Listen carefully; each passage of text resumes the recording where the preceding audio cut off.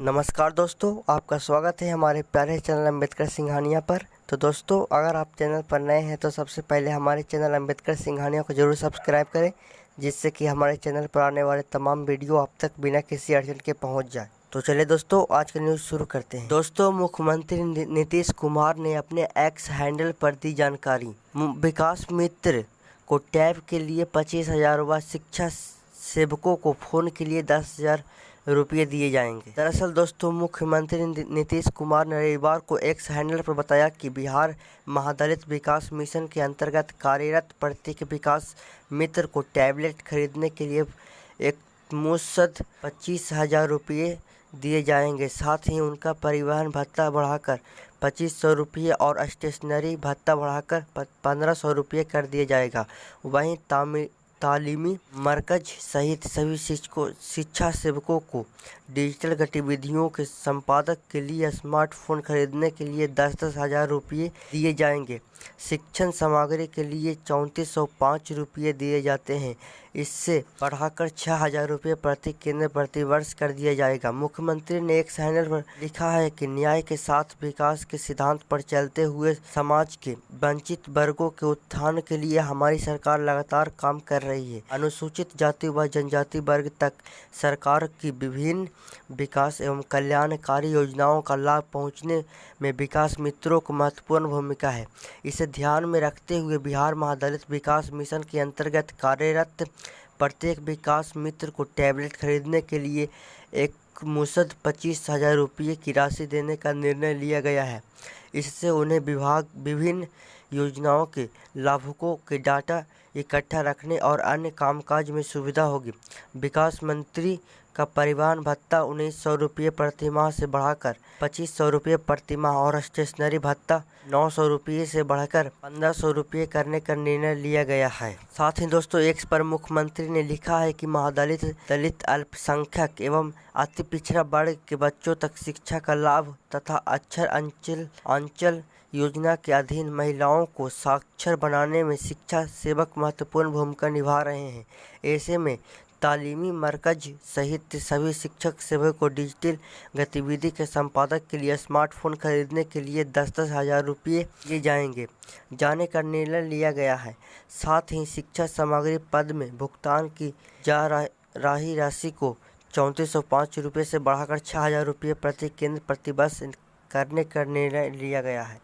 तो देख सकते हैं दोस्तों, विकास मित्र के लिए बहुत बड़ी खुशखबरी आ रही है। अब उनको डिजिटल माध्यम हो गया है। इसी के चलते उन्हें टैबलेट खरीदने के लिए 25,000 रुपये दी जाएगी। साथ ही शिक्षा सेवकों को 10,000 रुपये दिए जाएंगे स्मार्टफोन खरीदने। तो देख सकते हैं दोस्तों, मुख्यमंत्री नीतीश कुमार पटना में साइंस सिटी का उद्घाटन किए हैं। दोस्तों, मुख्यमंत्री नीतीश कुमार ने रविवार को पटना के राजेंद्र नगर में doctor APJ Abdul Kalam science city का उद्घाटन किया। उन्होंने कहा कि यह देश में विज्ञान व प्रौद्योगिकों को जानने समझने के लिए आकर्षण और अनूठा केंद्र होगा। दोस्तों, ये आकर्षण का केंद्र है, कैसे जान लेते हैं। विज्ञान आधारित 5 गैलरी, 269 रोचक विज्ञान प्रदर्शन, ऑडिटोरियम 4D थिएटर और छात्रों व शिक्षकों के लिए डोरमेट्री की सुविधा भी उपलब्ध है। इसी के साथ दोस्तों, नए वकीलों को 3 साल तक प्रति माह 5,000 रुपये का स्टाइपेंड दिया जाएगा। दोस्तों, पटना बिहार के उप मुख्यमंत्री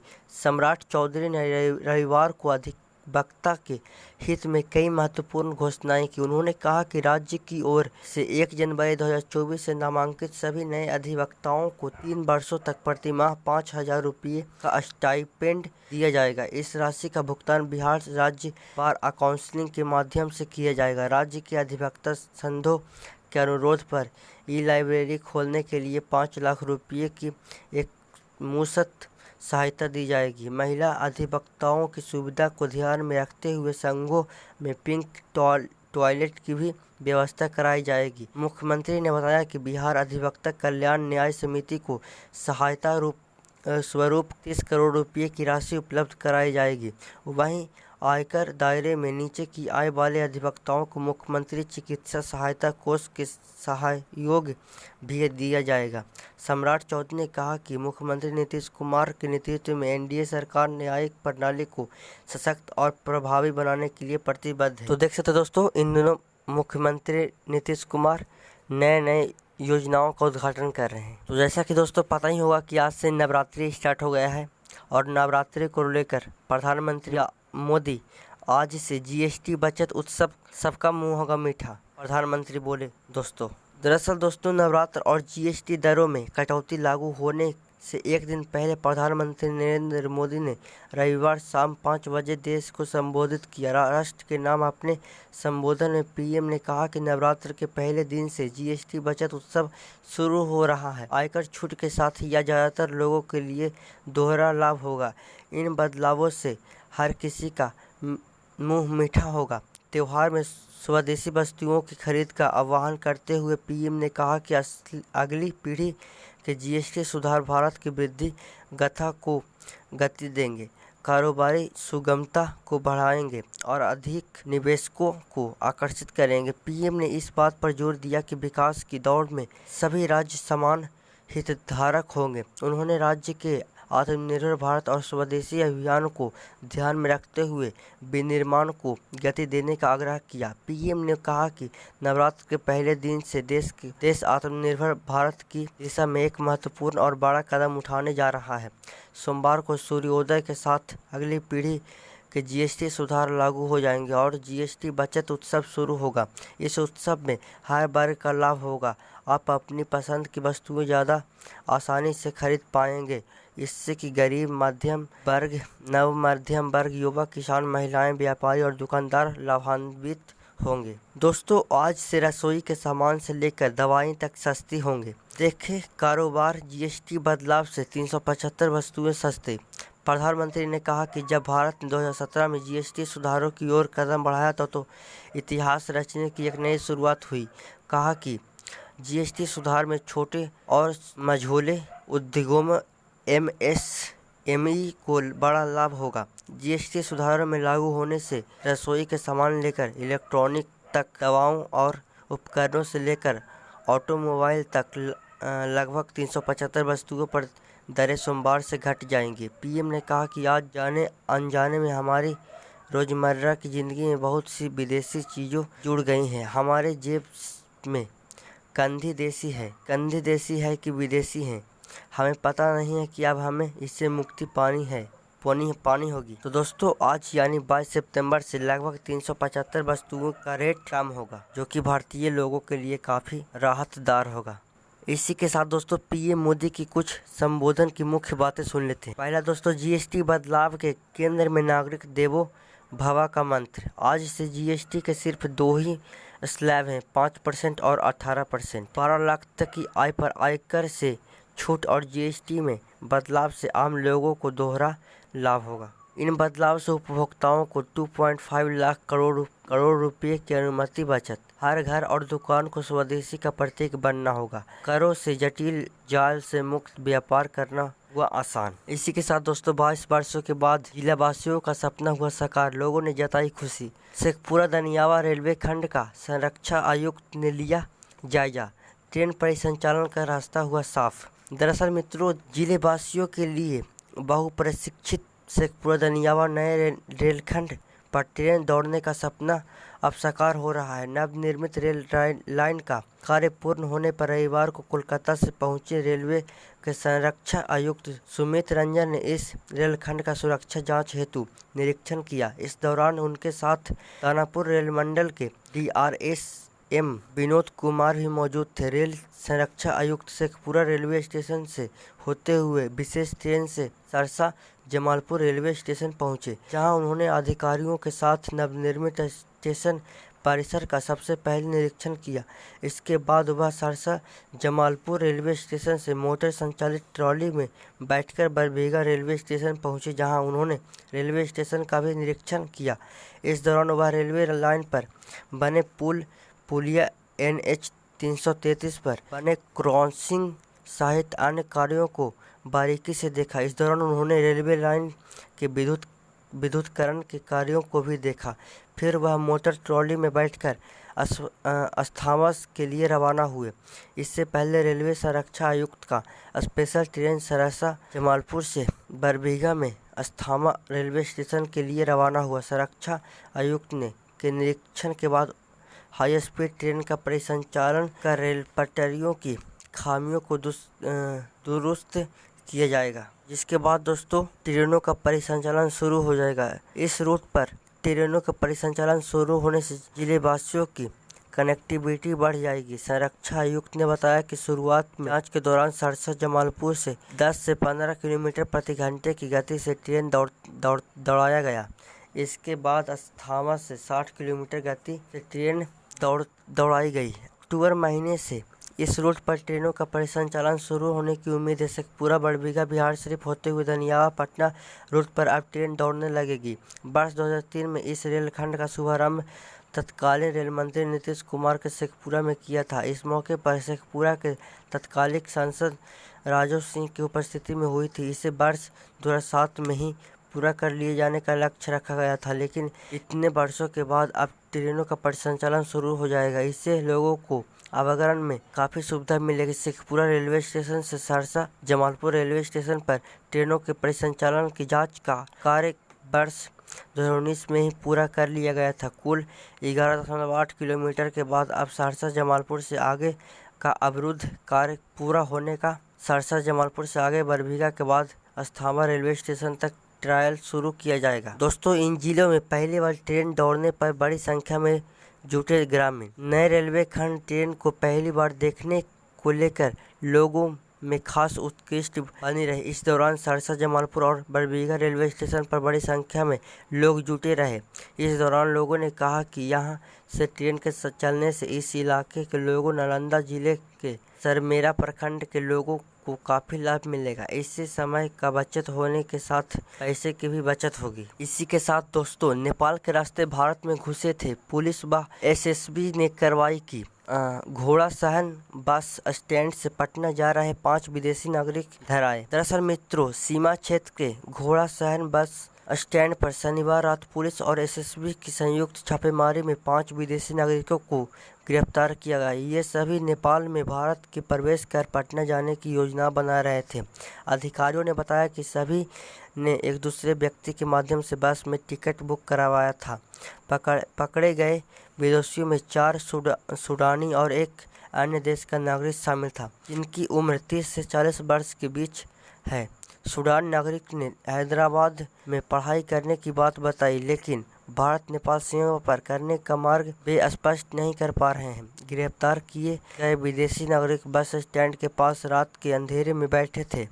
उनके पास कोई आपत्तिजनक सामान भी बरामद किए गए हैं। पुलिस, एसएसबी और आईबी की टीम सभी से लगातार पूछताछ कर रही है, लेकिन पकड़े गए विदेशी लगातार अपना बयान बदल रहे हैं। इस मामले के दौरान सिकरहना एसडीपीओ उदय शंकर भी घटनास्थल पर पहुंचे और छापेमारी की जानकारी ली।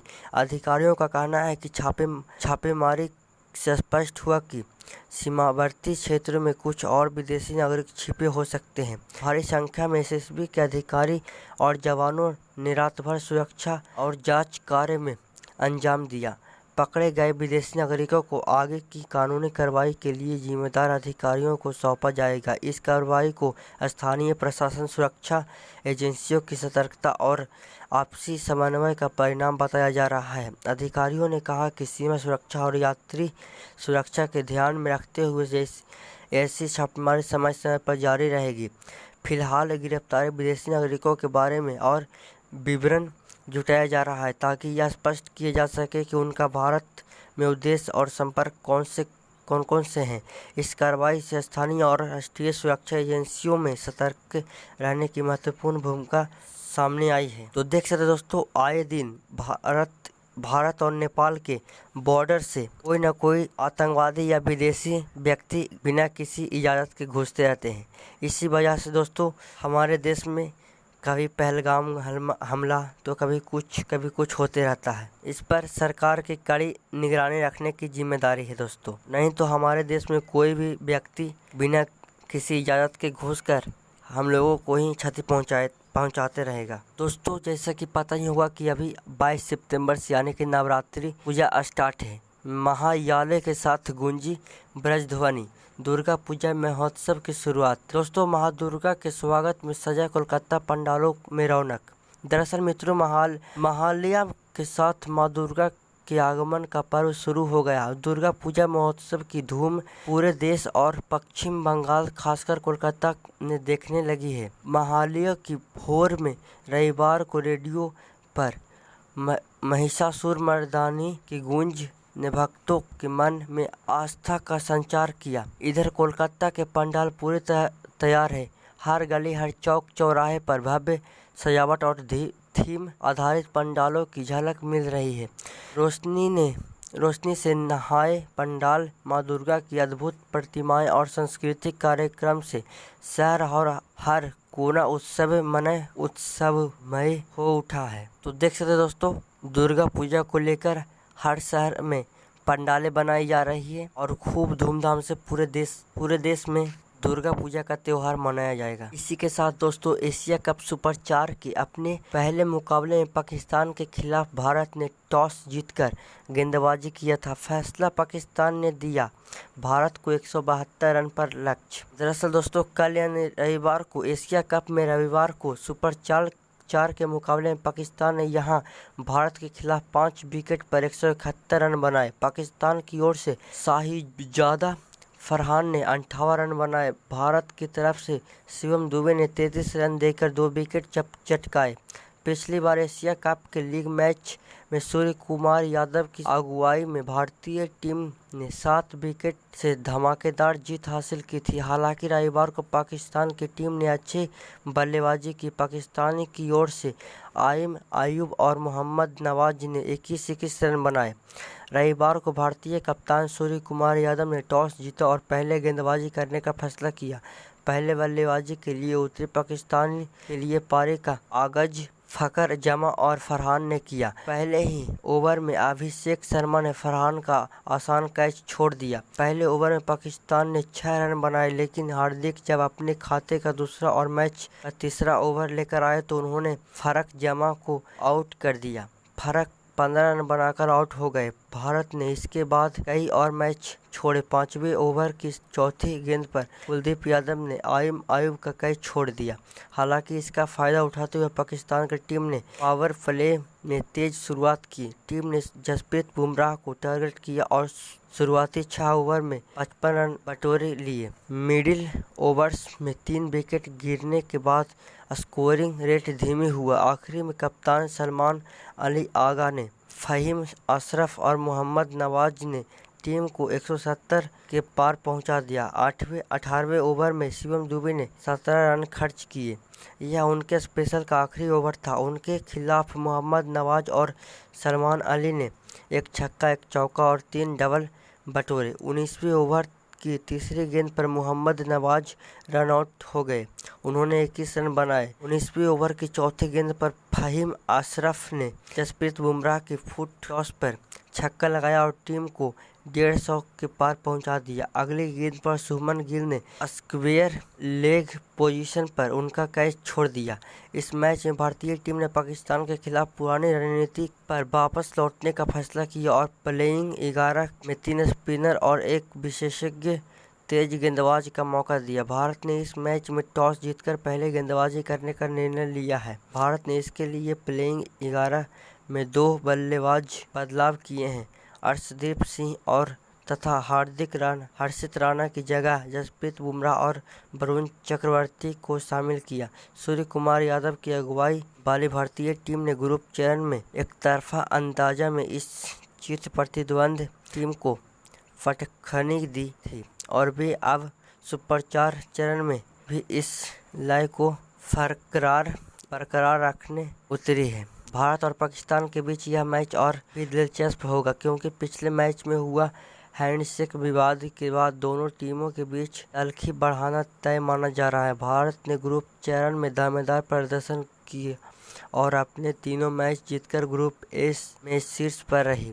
भारत ने ओमान के खिलाफ अपने पिछले मैच के लिए प्लेइंग 11 में 2 बदलाव किए थे और जसप्रीत बुमराह तथा वरुण चक्रवर्ती को आराम देकर तेजी गेंदबाज अर्शदीप सिंह और हर्षित राणा को मौका दिया था। लेकिन पाकिस्तान के खिलाफ यह तय माना जा रहा था कि भारत अपनी पिछली रणनीति ही अपनाएगा। भारत ने पहले 2 मैच में 3 स्पिनर और बुमराह के रूप में एक विशेषज्ञ तेज गेंदबाज के साथ खेलने उतरने का फैसला किया था और यह रणनीति सफल रही थी। साथ ही दोस्तों यहाँ पर आप देख सकते हैं स्कोरबोर्ड। इसी के साथ दोस्तों इस मैच में फिर एक विवाद आ रहा है कि सूर्य कुमार यादव ने सलमान आगा से फिर नहीं मिलाया हाथ। पिछली बार की तरह इस बार भी सूर्य कुमार यादव ने टॉस के दौरान टीम की लिस्ट अंपायर को सौंपी। इसके बाद कमेंटेटर के साथ बातचीत की और फिर ड्रेसिंग रूम की ओर चले गए। इस दौरान सूर्य कुमार यादव ने पाकिस्तानी कप्तान सलमान अली आगा की ओर तक नहीं देखा।